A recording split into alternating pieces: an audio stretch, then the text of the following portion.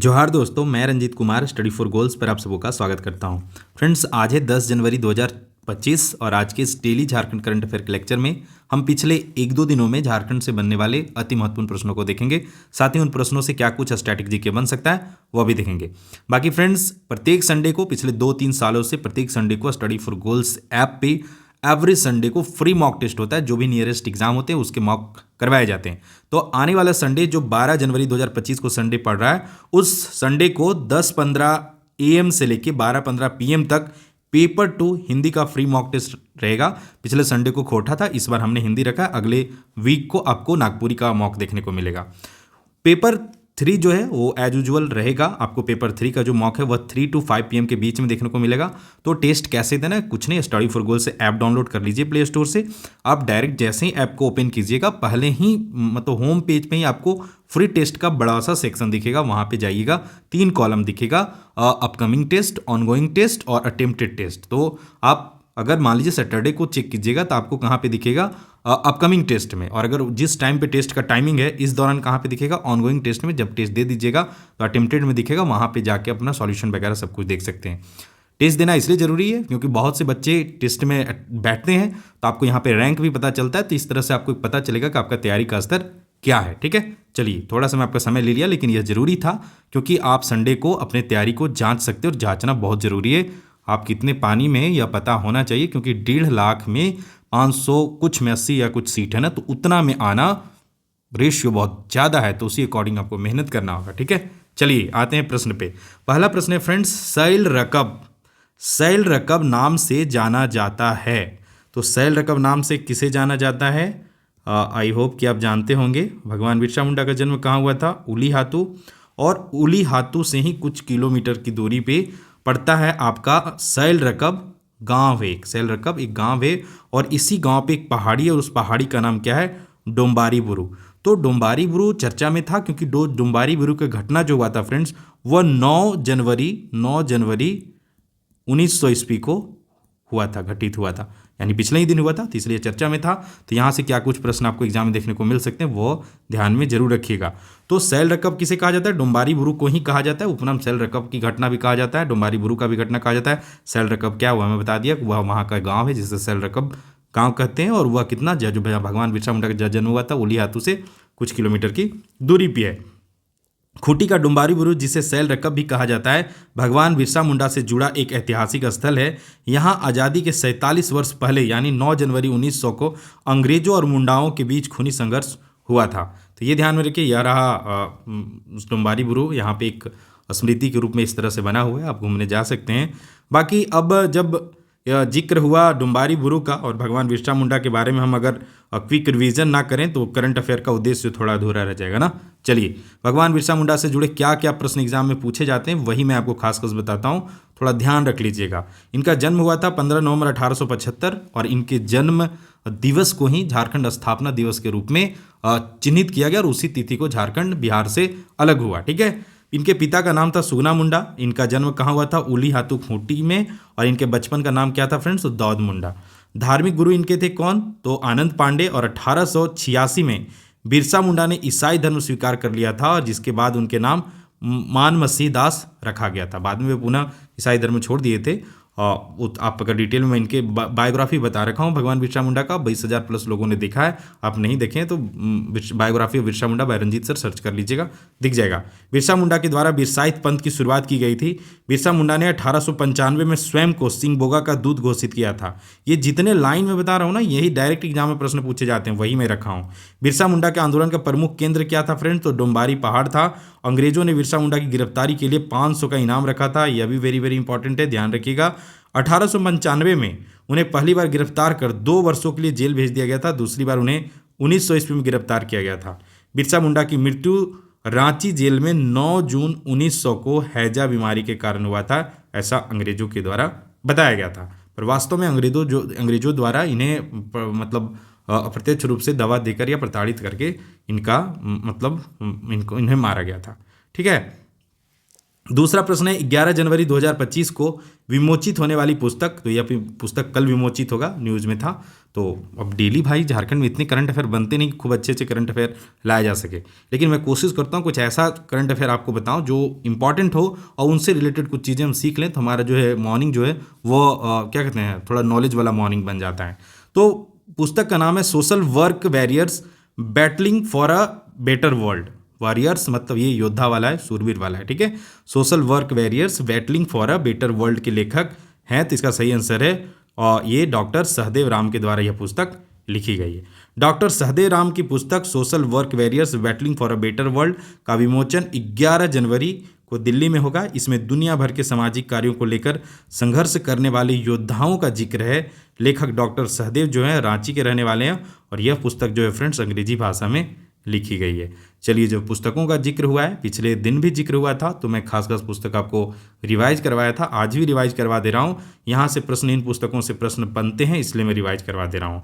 पहला जो पुस्तक है फ्रेंड्स वह है the Santhals and their ancestors, यानी संथाल और उनके पूर्वज नामक पुस्तक डॉक्टर बरका किस्कू के द्वारा लिखा गया है। तो बरका किस्कू का नाम अब याद रखिए, इस पुस्तक का नाम रखिए, याद रखिए, एग्जाम में प्रश्न पूछा जा सकता है। कुड़माली फेदड़न अंधरिया रायत निताई चंद्र महतो द्वारा लिखी गई यह इंपॉर्टेंट पुस्तक है, एग्जाम में यहाँ से प्रश्न आपको देखने को मिल सकते हैं। उरांव पुरखा खीरी मोड़ा, ठीक है, डॉक्टर तेतरु उरांव के संपादन में यह पुस्तक लिखी गई है। तो ये उरांव लोक कथा का कथा कोश है। तो ये हर क्षेत्रीय भाषा के जो खास पुस्तक हैं जहाँ से प्रश्न रिपीट होते हैं, जैसे आप मान लो संथाली भाषा के जो टॉप पुस्तक हैं भाई, उनके नाम तो आप याद रख के ही रखना, चाहे जेपीएससी पीटी हो, चाहे जेएसएससी सीजीएल वगैरह एग्जाम हो या झारखंड एसआई का हो, आपको यहाँ से प्रश्न देखने को मिलते ही मिलते हैं। कुछ और पुस्तकें हैं, नेचुरल फेडरलिज्म और अननेचुरल फेमिनिज्म, यह जो पुस्तक है वह उनका संपादन वंदना टेटे जो कि झारखंड की जानी मानी लेखिका हैं उनके द्वारा किया गया। तो यह भी जो है पुस्तक है एग्जाम पॉइंट ऑफ व्यू से इंपॉर्टेंट है। अरकू घाटी के पुरखा गीत डॉक्टर सुरेश जगन्नाथम द्वारा लिखा गया, ध्यान रखिएगा। अब शिव मुर्ड रोज क्रिकेटा, यह पुस्तक मैं आपको जो अपना ये बुक्स और पुस्तक एवं लेखक वाला मतलब लेक्चर था, लगभग 1 घंटा का लेक्चर था और उसमें मैं यह पुस्तक में बताया था और बाद में यह पुस्तक पीजीटी वगैरह में कहीं यहाँ से प्रश्न डायरेक्ट पूछा है, ठीक है।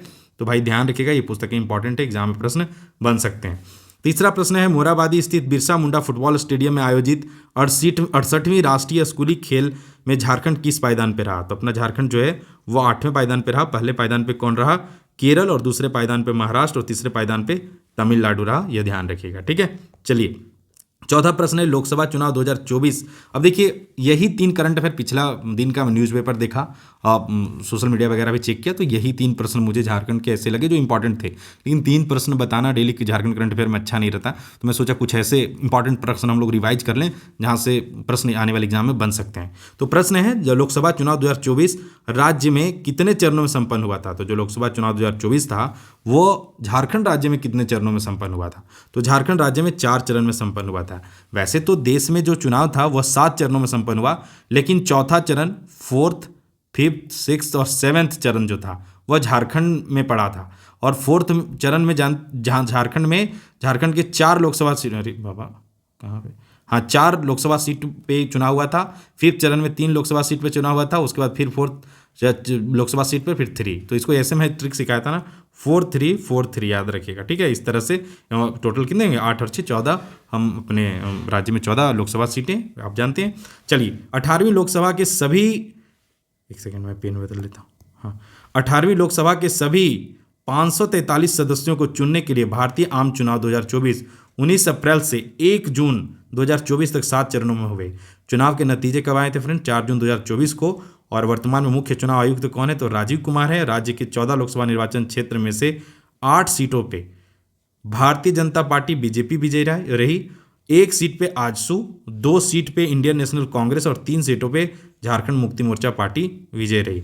राज्य से नवनिर्वाचित सांसदों में अन्नपूर्णा देवी को केंद्रीय मंत्रिमंडल में महिला एवं बाल विकास मंत्री, संजय सेठ को रक्षा मंत्रालय एवं राज्य मंत्री बनाया गया। तो ये जो पॉइंट है ये वेरी वेरी इंपॉर्टेंट है। हमारे लिए गर्व का बात है कि हमारी राज्य की जो सांसद है वो वर्तमान में महिला एवं बाल विकास मंत्री हैं, और जो संजय सेठ हैं वो रक्षा मंत्रालय के राज्य मंत्री। तो ये महत्वपूर्ण है, ध्यान रखिएगा। चलिए, लोकसभा का जिक्र हुआ तो शॉर्ट में क्विक मतलब रिव्यू ले लेते हैं। झारखंड में लोकसभा सीटों की संख्या कितना है फ्रेंड्स? 14। अनारक्षित उसमें कितना है? 8। अनुसूचित जनजाति यानी एसटी के लिए कितना रिजर्व है? 5। अनुसूचित जाति यानी एससी के लिए कितना रिजर्व है? 1। और सबसे बड़ा लोकसभा क्षेत्र झारखंड में कौन है? पश्चिमी सिंहभूम। और सबसे छोटा लोकसभा क्षेत्र कौन है? चतरा। इसके अलावा राज्यसभा सीटों की बात किया जाए, राज्यसभा सीटों की बात किया जाए तो कितना है झारखंड में? 6 राज्यसभा की सीटें हैं। कौन कौन है वो झारखंड करंट अफेयर की नई अपडेटेड पुस्तक में दे रखा हूं कौन कौन से हैं। झारखंड विधानसभा चुनाव 2024 में सबसे ज्यादा सीटों पे किस पार्टी ने चुनाव जीता है? भाई अब मैं विधानसभा का बात कर रहा हूं, ठीक है। लोकसभा हुआ था कब? तो इस वर्ष के प्रारंभ में, और विधानसभा कब हुआ? तो इस वर्ष के अंत में, ठीक है। तो जो विधानसभा हुआ उसमें सबसे ज़्यादा सीटों पर किस पार्टी ने चुनाव जीत हासिल किया? तो इसका सही आंसर ऑप्शन ए, जेएमएम ने ज़्यादातर सीटों पर जीत हासिल किया। देखिए यह अपने करंट अफेयर का ही मैं पेजेस का स्क्रीनशॉट यहाँ लगा दिया हूँ। जेएमएम को 34 सीट मिला था, राजद को 4 मिला था, कांग्रेस को 16 मिला था, सीपीआई को 2 मिला था, जेएलकेएम को 1 मिला था, जदयू को 1 मिला था, लोजपा को एलजेपी लोजपा को 1 मिला था, आजसू को 1 मिला था, और बीजेपी को 21 सीट मिला था, और कुल मिलाकर 81 सीटों का यह रिपोर्ट है, ठीक है। तो सबसे ज़्यादा सीटों पे कौन रहा विजयी? तो जेएमएम, झारखंड मुक्ति मोर्चा। झारखंड विधानसभा परिणाम संबंधित कुछ और फैक्ट याद रखिए कि सबसे कम मतों के अंतर से जीत दर्ज करने वाले प्रत्याशी कौन है? निर्मल महतो, जो कि मात्र 231 वोट से कांग्रेस उम्मीदवार जयप्रकाश भाई पटेल को हराया था। कहां से? मांडू विधानसभा से। उसी तरह सबसे अधिक मतों के अंतर से जीत दर्ज करने वाली प्रत्याशी निशत आलम है, कांग्रेस की है। 86,029 मतों से आजसू उम्मीदवार अजहर आलम को हराया। कहां पे? पाकुड़ विधानसभा, ठीक है।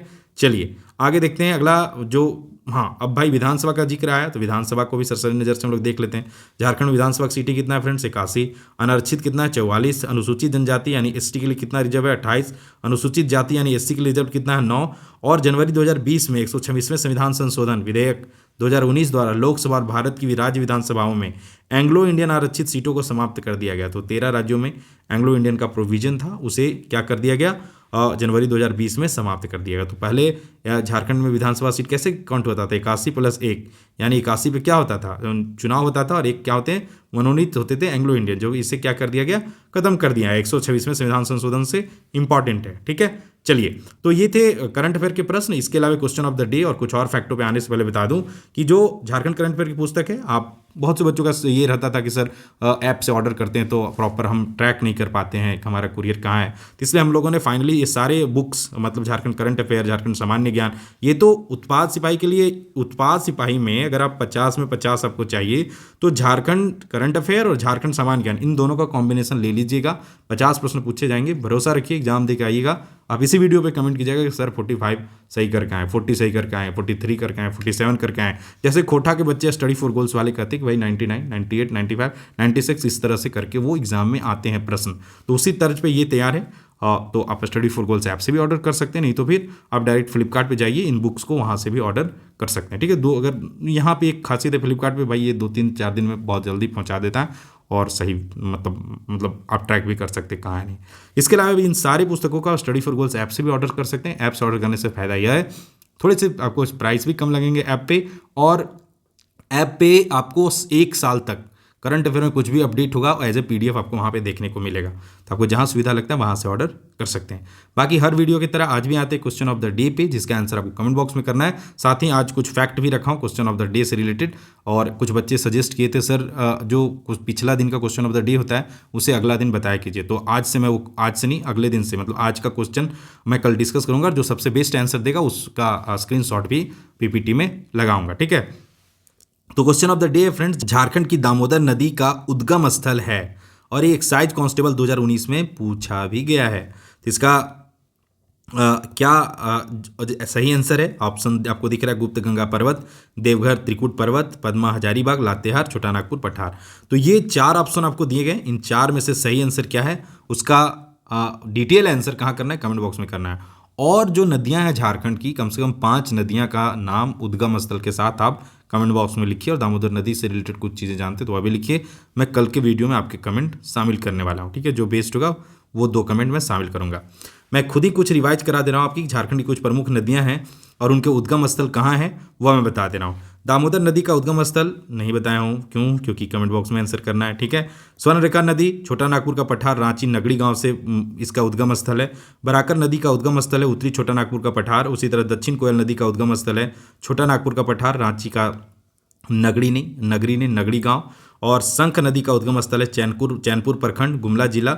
और मयूराक्षी नदी या मोर नदी का उद्गम स्थल है त्रिकूट पहाड़ी, जो कहाँ पे पड़ता है, देवघर में पड़ता है। तो ये वेरी वेरी इंपॉर्टेंट प्रश्न है, खासकर कांस्टेबल और एसआई जैसे एग्जाम में ऐसे प्रश्न आपको देखने को मिलेंगे। इसके अलावा झारखंड की परीक्षाओं को लेकर किसी प्रकार का डाउट है, आपको पढ़ाई में किसी तरह का कन्फ्यूजन है, बुक्स के चयन में कोई कन्फ्यूजन है, तो आप बेहिचक मुझे इंस्टाग्राम पे फॉलो कर सकते हैं। यह रहा मेरा यूजर आईडी, एक सेकेंड, यह रहा मेरा यूजर आईडी और लिंक मैं डिस्क्रिप्शन बॉक्स में भी डाल दिया हूँ, वहाँ पे आप मुझे फॉलो कीजिए और आप टेक्स्ट कीजिए। मैं जब भी फ्री रहूँगा, ड्यूटी आवर में भी जब भी मौका मिलेगा आपके मैसेज देखूंगा, तो अपने स्तर से बेस्ट आंसर करने का प्रयास करूंगा। बाकी स्टडी फॉर गोल्स की या फिर मेरे व्हाट्सअप चैनल से भी जुड़ सकते हैं, इन सब का लिंक मैं डिस्क्रिप्शन बॉक्स में डाल दिया हूँ। उत्पाद सिपाही का अगर आप अच्छे से तैयारी करना चाहते हैं तो एक्साइज कांस्टेबल का और ये फील्ड वर्कर जो क्षेत्रीय कार्यकर्ता है, उन दोनों का जो सिलेबस है वो सेम है। तो आप सफलता का बंडल जो मॉक है स्टडी फॉर गोल्स ऐप पे, paper 1 10 mock test, paper 2 15 mock test जिसमें खोटा, नागपुरी, हिंदी और अंग्रेजी भी शामिल किया गया, और पेपर 3 25 मॉक टेस्ट। तो इस बंडल से आप जरूर जुड़िएगा। संडे वगैरह को डिस्काउंट रहता है, तो भाई एक बार चेक कर लीजिएगा और इन कोर्सेज से जुड़ जाएगा। बाकी ये कॉम्बिनेशन आप अपने हिसाब से उत्पाद सिपाही के लिए नियरेस्ट बुक स्टोर से भी ले सकते हैं या तो फिर ऐप वगैरह से भी आप ऑर्डर कर सकते हैं। बाकी आप सभी जान रहे हैं कि झारखंड एसआई का आप सभी, बहुत से बच्चों का रिक्वेस्ट आया था कि भाई सर झारखंड एसआई का वैकेंसी आने वाला है तो एक कोर्स शुरू किया जाए। तो फाइनली हमने स्टडी फॉर गोल्स ऐप पे एक बैच प्रारंभ कर दिया है, video lecture, PDF notes, mock test और एक तरह से कंप्लीट प्रिपरेशन, हर एक सब्जेक्ट का video lecture, PDF note, previous year questions, संभावित प्रश्नों का मॉक टेस्ट। साथ ही इस बार हमने परिवर्तन किया है कि हम जो नोट्स होंगे, चाहे जितने 6 सब्जेक्ट हैं पेपर 3 के, उन 6 सब्जेक्ट के नोट्स एक एक करके आपको इस प्रकार से दिए जाएंगे, जिसे आप प्रिंट करके आप जब जितना बार चाहें जैसे चाहें पढ़ सकते हैं। नोट्स वही हैं जो खास हैं, जहाँ से प्रश्न पूछा जाता है, सागर से हम लोग निचोड़ निकाल के उसे तालाब स्वरूप तैयार किए, ताकि आपको उतना ही पढ़ना पड़े जितना जरूरी है। जो होमवर्क है आपके लिए, जो मेहनत करने का टास्क है, वो हमारी टीम कर रही है। लास्ट में प्रीवियस ईयर में क्या क्या प्रश्न पूछे गए वह भी शामिल किए हैं संभावित प्रश्नों के साथ, ताकि आपका क्विक रिवीजन होता रहे। क्योंकि भाई पढ़ तो लेते हैं लेकिन क्विक रिवीजन नहीं होने की वजह से चीज़ें क्या होता है, दिमाग में सीट नहीं होता वो पाता, चाहे करंट अफेयर हो चाहे कुछ भी हो। तो उसलिए हम लोगों ने उसी कारणवश नोट्स आपको दिया है। बाकी झारखंड करंट अफेयर जरूर कंसीडर कीजिएगा, daily Jharkhand current affair follow कीजिए ही, लेकिन पीछे की चीज़ों का एक ऐसा जगह नोट्स जहाँ पे हमको विधानसभा कुछ देखना है भाई पलट के देख लिए, लोकसभा कुछ देखना है पलट के देख लिए, क्योंकि चीज़ें याद नहीं रहता है। और झारखंड वाले में तो एक और इसी हर झारखंड का हर चीज़ आपको सर्च नहीं होगा गूगल पे। तो इन समस्याओं से बचने के लिए करंट अफेयर को अपने टेबल पे जरूर रखा करें, ठीक है। बाकी स्टडी फॉर गोल्स पे नए हैं और आपको अगर हमारे कार्य अच्छे लग रहे हैं तो आप वीडियो को लाइक जरूर किया कीजिए। आपके जो अच्छे मित्र हैं, सगे संबंधी, उनके साथ हमारे लेक्चर्स, वीडियो के लिंक वगैरह साझा भी किया करें, ताकि ज़्यादा से ज़्यादा लोग हमारे इन कंटेंट का बेनिफिट उठा सके। बाकी यही था आज का करंट अफेयर का वीडियो फ्रेंड्स। मैं मिलता हूँ next daily Jharkhand current affair के साथ या फिर डिस्ट्रिक्ट वाले सीरीज के साथ। तब तक आप अपना ख्याल रखिए, निरंतर पढ़ाई करते रहिए। एक लंबे दौर में की गई पढ़ाई ही सफलता में बदलता है, यह याद रखिएगा। आपको पाथ पे बने रहना है, गिव अप नहीं करना है। परिस्थितियाँ हमेशा एक जैसी नहीं रहती हैं। अगर आप अपने स्तर से तैयार रहेंगे तो जब मौका मिलेगा चौका लगाना है और ये जॉब लेने का जो गोल है उसे फुलफिल कर लेना है, ठीक है। बाकी जॉब के बाद क्या करना वो भी मैं बताऊंगा, ठीक है। चलिए मैं मिलता हूँ कल नए लेक्चर के साथ, तब तक आप अपना ख्याल रखिए। Bye bye and take care.